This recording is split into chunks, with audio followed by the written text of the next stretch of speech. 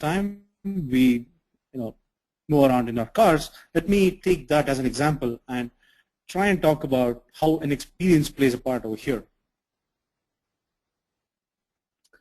We have traveled in various cars. How is a Porsche different? Let's take an example of Porsche Spyder. It looks amazing. It looks extremely beautiful.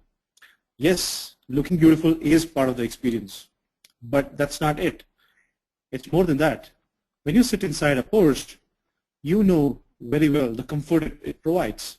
It's extremely plush, and you get a sense of pleasantness. It puts a smile on your face. Yes, experience does that. But it's even more than that. When you start driving a Porsche, you can look around and see the envious eyes of other cars on your car. You feel a sense of superiority and power. Yes, that's an experience as well. But it's even more than that. When you get to where you want to go, a Porsche drives at a good speed, does a pretty good job of safety, and takes you to your destination. It gives you a sense of efficacy of going from one place to another. Yes, that's also an experience. So an experience is a combination of all of this. When you put a beautiful product, add a value to it, make it, when you become efficient using that product, what you are essentially doing is you're building a brand with that, you're building a relationship with that particular brand. That's what is an experience. But where does this all start? It starts right at the beginning. The relationship starts when you open the box. If we have seen the way Apple packages its products, an iPhone, for example, the box itself are treasured by many of us. Right? That's where the experience starts.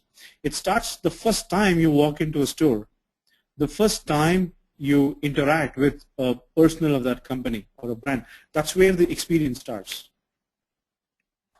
Let's look at some, in a little more concrete example of a business of experience, what exactly the business of experience is all about. We understood what is an experience, but let us look at the business of experience. Where does it lie? The experience zone lies right at the confluence of brand, that is what are the objectives of the company. Then we have people that interact with the brands, the expectations of the people, their needs, desires, motivations. And there is a technology that enables this conversation, this connect between brand and people. Now the confluence of these three creates is what's called as the experience zone. Now this experience zone is what we're going to talk about today, and it has gotten complex. It has gotten pretty demanding. Why? Because our world has changed.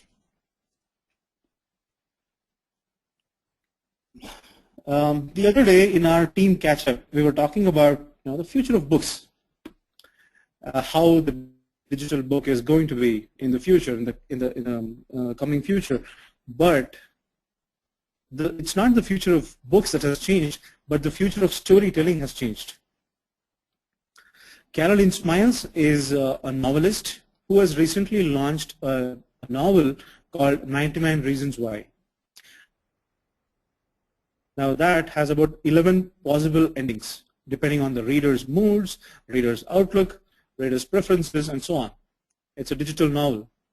Now, if you can look at the way the storytelling itself has changed, the interactive way of storytelling has become, it's a whole new world altogether right now, and that's where our world is heading to. Digital has become a part and parcel of our everyday life, and in almost everything that we do.